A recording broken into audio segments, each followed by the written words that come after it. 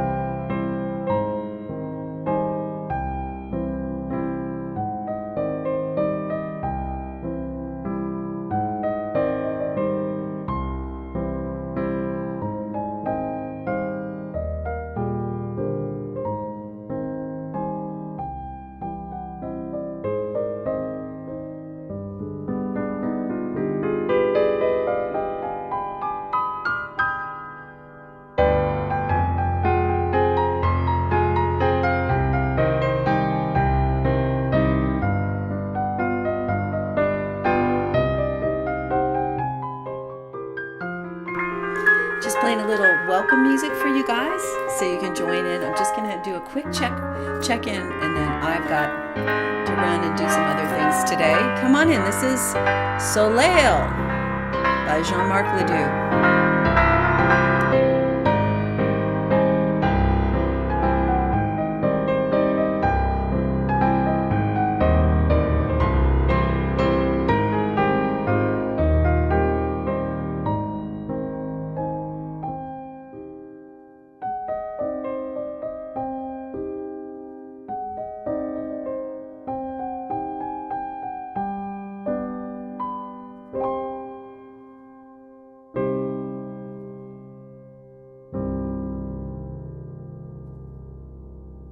Isn't that sweet? It's a little,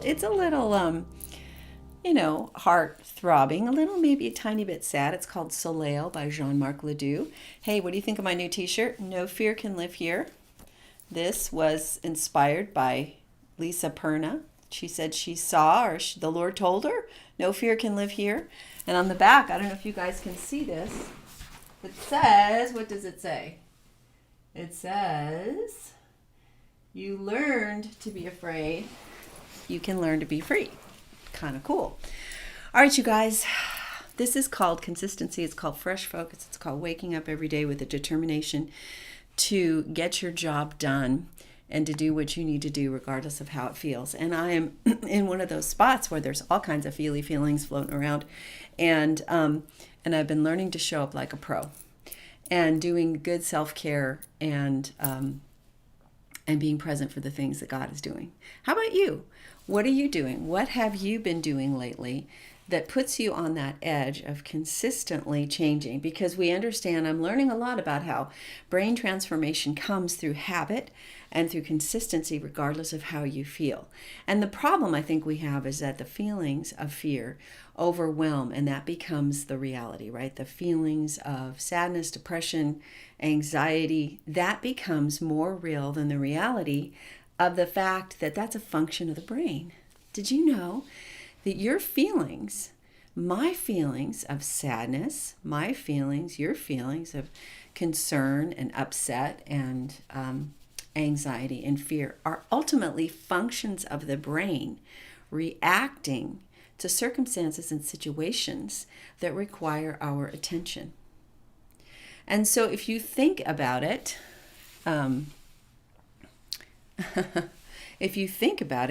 the biggest responsibility is to realize that in an essence, our emotions are mechanical. Mechanical in the sense that thoughts create attitudes, create habits, create emotions. So thoughts and words are actually the catalysts toward the feelings that you wind up having. So for example, if the oppressive thoughts that you are having consistently is how you have to have that drink by noon and your life is not okay and you're struggling and you're upset and there's no other way to deal with it, and you are not worth very much, and you are struggling with things that are going around, you're going to find out that the feelings you have and the cravings you have come from the thoughts that basically created a physical response in your body. Thoughts create a physical response. Thoughts reinforce perceptions of reality. And thoughts that cross our mind without being stopped and separated out, weeded out, and replaced by truth will create a physical reaction in the body, whether they're true or not. And so emotions are far more mechanical than we realize, because emotions are created by thoughts, and thoughts create physical changes in the body.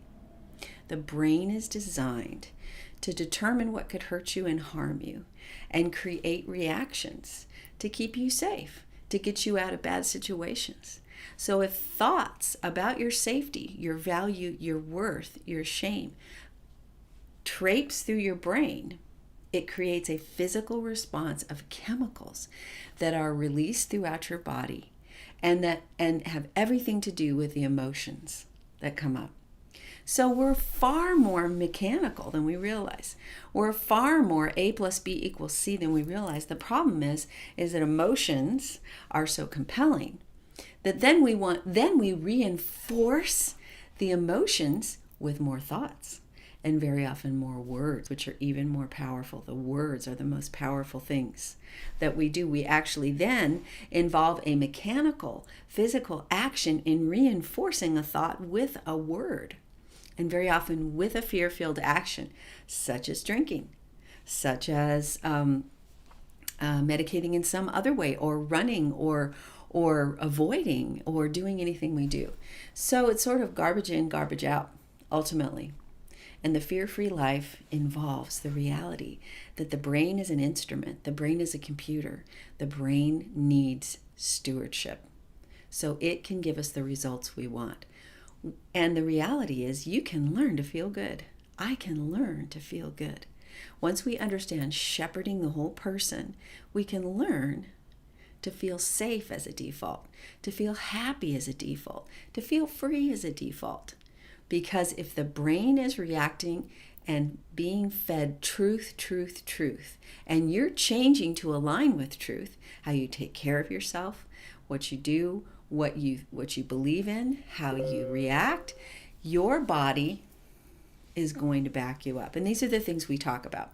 So it's been really interesting, because the last several weeks I've been challenged to take that to another level in terms of really allowing myself to be picked over by people who see that I'm functioning, I've been functioning out of core strengths and ignoring core weaknesses. And this is what alcohol does. This is what behaviors do. They allow us to continue to function out of things we already know how to do, but they're not serving us well. They allow us to continue going on doing things over and over and over again that are reinforcing these things in us that are strong but probably not healthy. Whereas over here, there are behaviors, there are abilities, there are muscle groups, there are possibilities that we're very, very weak in. And rather than go and look at why we're weak, and rather than go and think about, why have I avoided this? What pain is hiding here that I don't want to feel? What effort is it going to take? What do I believe about this weak area of my life? What do I believe about what scares me that makes it so difficult to face? Instead of doing that, we double down on the strength or the habit, the alcohol, the patterns that have served us well until they don't. Until they don't. This is what happens with the body. This is what happens when you turn my age, and all of a sudden your body says, you know what? I've compensated for you a lot. In fact, I've got all these muscles you constantly use, all these attitudes you constantly use, all these habits you always have, all these things you say, all these words you put out, all these behaviors you do, and they've worked for you up until now. But guess what? Because they're hiding core weaknesses that actually need to become your strengths, they're going to fail you. I remember when I had a really chronic spastic colon. I mean, really bad, like tons of pain in my transverse colon and a lot of issues. And it was becoming a life-changing thing where there were things I couldn't do and places I couldn't go because I'd be in so much pain. And it actually started when I was a child, but we didn't know really what to call it. I would just get these really horrible tummy aches, and they'd put me out, and I'd have to go lay down for hours. And the amazing thing was that I'd get them when I was excited about something, like I was happy to go do something fun, and then I'd get hit with a spasm in my transverse colon right here, and I would be in horrible pain, and I had to just stop what I was doing. So it was like I was getting punished for the things that I wanted to do. And by the time I was in my 30s, I had a whole complex of issues relating to my colon. So I went in to see an acupuncturist one day, and because somebody said, you got to go see this guy, Dr. Meltzer. He's the best thing ever. You know, he'll help you with your stuff. So he started identified some things, and he said, I just want you to kind of chill out on what you're eating. But he said, I'm going to do a little acupuncture on you. And so he put these little acupuncture needles in my body, and he said, now I want you to think about this, and I'm going to come back in and you tell me. So he sticks these needles in. It's the first time I ever had it done. And he said, what's your payoff for having a spastic colon? And he walks out of the room. Look, that guy wasn't a therapist. I didn't go for therapy. I didn't go for counseling. I just wanted him to make my tummy feel better. I just wanted my colon to work. And I go in and he tells me, okay, look, simplify what you're eating here, sticks his needles in and walks out and goes, what's your payoff for having a spastic colon? And you want to know what the weird thing was? When he came back in, I had an answer for it. That was weird because I didn't put that much thought. I mean, I was a pretty emotionally present person, a person in pain, a person with a lot of fear, but kind of I'm metaphoric. I can think on deeper levels. But he comes back in and he says, what's your payoff for having a spastic colon? And I remember I said to him, and I don't even really, surprised me actually, the level of insight. And I said, because if my colon can take it, then I don't have to deal with it. If my colon can feel it, then I don't have to feel it.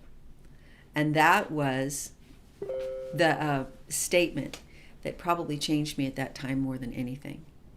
Because then I realized I had been asking my body and my personality and my life and my emotions to take a great deal of burden using a strong organ of my body, an organ of my body that was designed to handle the crap, right?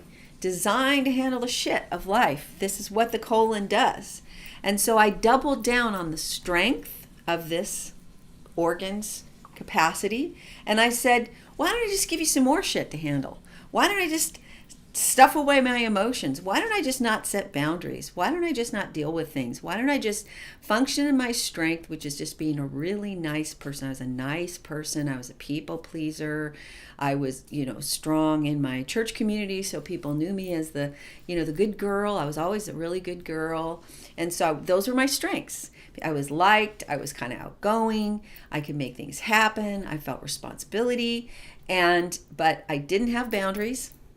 I was dealing with a lot of unresolved, some emotional trauma, deep-seated fears and anxiety that made me constantly never feel safe anywhere I was, and a lot of people pleasing, a lot of anxious work that I did to please people around me, rather than saying, no, I don't want to do this. Yes, I want to do this. There's part of me that was just dying inside. Plus, I was an artist and a musician, and I was always pushing that off to the side to take care of other people.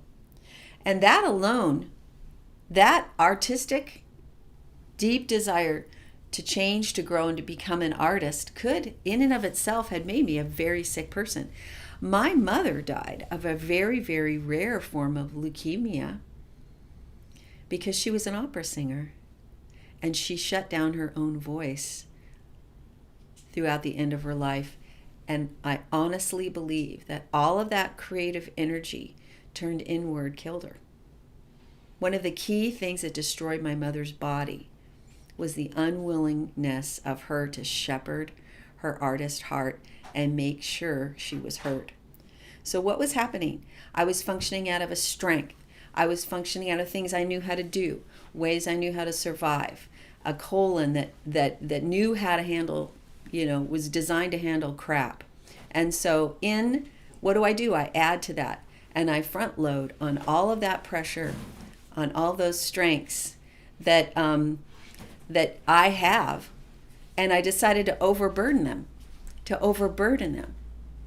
add more, to go, I already know how to do this. You already know how to live a screwed up life and drink by noon, just so you can get through. Those are your gifts. Those are your strengths. You learned that. That's how you survive. And you've got all these things surrounding that, so you can do what you've always done and just survive. And it depends on you front loading consistently over and over and over on those relationships that they're taxing, and those negative thought patterns, and those habits, and those ways you always pull it out just in time, right before you hit bottom, right before you change. And if you keep doing that to yourself over and over and over again, if you keep front loading on to the ways that you have survived, because those were your strong points, that's what you've known, eventually that body, those relationships, that job, that pain will come back to bite you. And everything else about yourself that you've left undealt with, all of the weaknesses, all of the things you never developed in your relationships, all of the artist in you that you've let die, the creativity, the job, the business you want to start, the song you want to sing, but that's where you're weak. That's where you feel insecure. So you're going to run from that over to your strengths and overtax everything in your life that has been a strength, just by hitting it harder and harder and harder, while you ignore the fact that there's something over here that needs to be dealt with. A memory you don't want to deal with, a relationship you don't want to change, a history that's coming up for you, the fact that you better start taking care of yourself, or your body's going to say screw you, and your liver's going to give up. Because it's time, my friends, that we play to our weakness. And if our weakness is the song we didn't sing, and the book we didn't write, and the business we didn't start, and the relationship we didn't take care of, and the boundary we didn't set, and the muscle groups we never worked out, and the brain skills that were too hard for us to try, and the changes we never wanted to deal with, that just ultimately causes system failure. Do you see that? It'll cause system failure, and one part of your body will break down. Eventually, what you could get away with at 20 and 30, you can't get away with at 30 and 40 and 50. What your marriage was willing to handle for you, what your spouse was willing to put up with when you were cute and first married, isn't going to work 20 years in. What your kids have put up with in your life because you were the authority figure, they're not going to put up with in relationship with you when they're old enough to be their own authorities, and they don't appreciate the example you've set. They want to see the fruit in your life. When your boss thinks you're the greatest thing since sliced bread, but you've run through all your tricks, and now you're running out, and you're coming up against something that's going to require you to grow. It's going to require you to step up. Things are going to start breaking down. Parts of you muscle groups are going to just give up. Body parts, organs are going to say, I can't take your pain anymore. Maybe you should deal with it. People will start walking away. Doors will close. Different feelings will come up. Very often depression, anxiety. Why? Because there are all these things in us that need to be developed. All these risks we need to take. All these challenges that we're being invited into by the failure of other systems. And that, my friend, is our opportunity to go do the things that scare us, the things we're bad at, the things that where we feel like I'll fail, the things where those are the things that chances are we want to do more than anything else. We want to write that book. We want to start that business. We want to show up. We want to lose that weight. We want to do these things. More than anything, I want to do that. But I have spent so many years avoiding it and playing to these other set of skills, healthy or unhealthy, that I have. And it all boils down to what you do with your weakness. It all boils down to the things you're afraid to do, because they hold the key to your destiny. They hold the key to your deeper relationships. They hold the key to your fullness and your growth. It's all in your weakness. It's all in the stuff you're afraid to fail at the most. And that's the stuff you got to start doing. That's the thing. Right in there is the seed of your greatness, the seed of your purpose, the seed of something you were designed to do that you're most afraid to engage with. And you know what the Lord said to me? He said, Julie, it's your time. It's time for you. If you spend any more time being superwoman over here, your musician's going to die. You're going to die with the music in you. And I knew what he meant. I knew I had to deal with my stage fright. I knew I had to deal with the absolute perceptions I had that I was the amateur and I'd never be good. I couldn't be in the real people group. I couldn't be with the real musicians. But you know what I said to him? I said, as I panicked, I said, yes, I'll follow you. One step at a time, one open door at a time. Just don't let go of my hand, Lord. And he said, I can work with that. That's why I say to you every day, go do something that scares you. Because on the other side of what scares you are the things you have to do, or all the things you're doing right now will eventually break down. All the things you're relying on now to get you to the finish line that aren't that one thing that you know you need to deal with, eventually they're going to fall apart. Those systems fall apart. Eventually, a colon that wasn't designed to handle trauma, it was just designed to handle poop, stops pooping. That's just a little metaphor. Eventually, a part of your body that isn't designed to handle your trauma, your fear, your pain, your addiction, is going to stop doing that for you. And the relationships around you. If you have any hope of change, you're going to have some people that stop doing things with you that they weren't created to do. That would be a blessing. Just like my little spastic colon was a blessing. And from that day forward, I could start to see that as scary as it was and as unself-aware as I was at that time about the deeper issues, it created a roadmap. There's stuff I'm not dealing with, and my body's not going to allow me to do that anymore. Something in your life is getting ready to not allow you to do this anymore, if it hasn't already. Consider that a blessing. And start asking yourself, and ask God, what's my payoff for a spastic colon, for alcoholism? What am I getting out of it? What am I avoiding? What's my payoff for being in this situation that I say I don't like? Like, I hated having a spastic colon, but I was getting something out of it. I was getting something out of it. I was buying myself time so I didn't have to deal with something until my colon said, we're not doing this anymore. Just something to think about. I got to go do my work now, because there's been stuff I've been avoiding.